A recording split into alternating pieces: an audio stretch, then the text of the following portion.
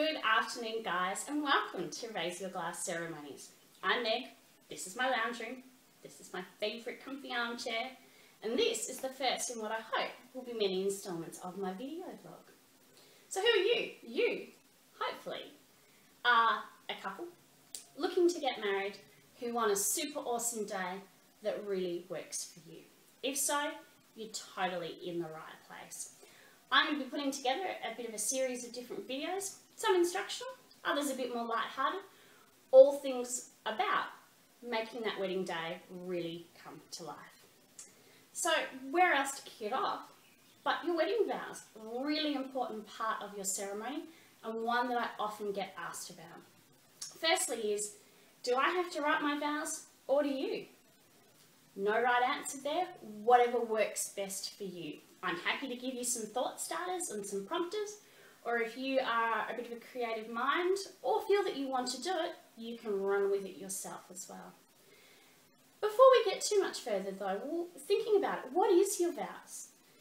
They're the commitments and the promises that you are making to your fiancé that you plan to live by for life. So a little word of caution here. Don't make promises that you're not sure you're going to be able to keep. But also guys, this doesn't have to all be serious. You can have a little bit of fun with this too. I've got good friends that got married at the end of last year and they made promises around baking varieties of cookies for their husband and letting him go on a ski trip. And he promised to get things down from the top shelf for her because, like me, she's a bit of a shorty. So you can have fun with it and still keep it true to who you are. So lots of people do come to me when they've decided that they are going to write their own vows in a little bit of a flap because it can be a bit of a daunting experience. So hence the video. And I want to share with you my top 5 tips on how to write your wedding vows. Firstly, and most importantly, be clear and united on what this day is all about for you. For those of you who've seen my introductory video, you'll know for myself and my husband Scott, it was about having a fun, relaxed, and make the most of the moment day. We threw out a lot of traditions because that was who we were. For other people who perhaps have got a large and close-knit family, it might be very much a family affair. For others, it might be a cultural affair, it might be a religious affair. Whatever kind of affair it is, provided it's a legal one, is right as long as it's right for you. But stay true to it. Don't try and be something that you're not. 2, get creative when you're looking for inspiration. Our first inclination is to go to Google, and while it is the home of thousands and thousands of options, it can seem a little overwhelming at times when you type in wedding vows and get that 60 gazillion hits. I encourage you to open your eyes a little bit and look around you for other sources of inspiration.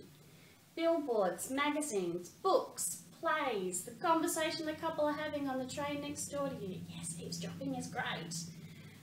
What's happening in your favourite book? What are they saying to each other? What happened in the last movie that you saw? Go back to some of the classics. Jeremy Maguire, You Complete Me is a classic for a reason. Or it might be some of your more favourite contemporary, in my case, guilty pleasures. What's Elena saying to Damon on the Vampire Diaries? I know it's tragic, but I do love the Vampire Diaries. Take notes of them as you see them. If you're anything like me, my memory can be a bit like a sieve. So Evernote and the notebook function on my iPhone are my best friends, so I can capture this kind of stuff. Then start to put it down. So that's top tip number 3. Write some of this stuff down. Don't get caught up in perfection paralysis. It doesn't have to be right straight up front. Throw some of the words down. You might even find that it helps you cull out what you don't want. Then try saying some of them. Some words will naturally roll off, others won't. When I was in my HR career, I struggled to say statistically significant. I can't even say stay. So I would try and avoid that word whenever I possibly could. Thankfully, in weddings, statistically significant, not so relevant here. But practice saying them. Do they feel like you or do you feel like a bit of an idiot? If it's the latter, probably haven't quite nailed those vows yet.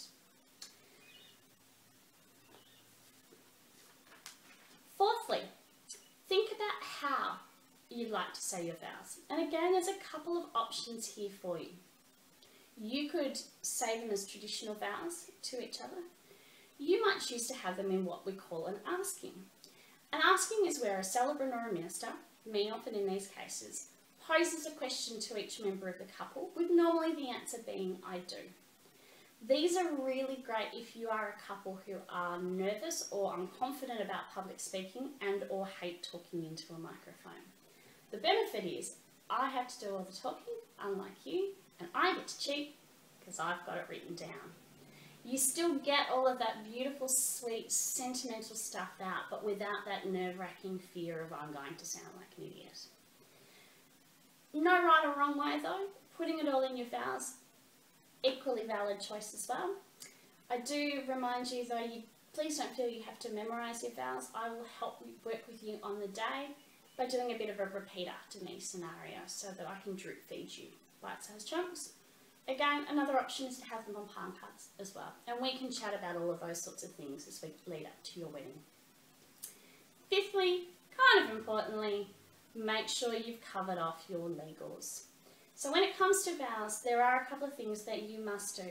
You must state your name, the person who you're taking in marriage's name, some reference to the fact that you're doing this in front of witnesses, and for us girls, that you're taking this person as your lawful wedded husband. For guys, obviously it's lawful wedded wife. Now you can drop the lawful or the wedded, but you can't drop both. So let me give you a bit of an example. I, Meg, take you, Scott, in front of our family and friends to be my lawful wedded husband. That would be a vow. If it was in an asking, it might be, Meg, do you promise to love, honour and cherish Scott, support his dreams, laugh and cry with him, and not get really annoyed when he leaves his dirty socks on the floor? To which I would reply, I do. Again, guys, don't be afraid to have a little bit of fun with it. So you've got all your legals covered.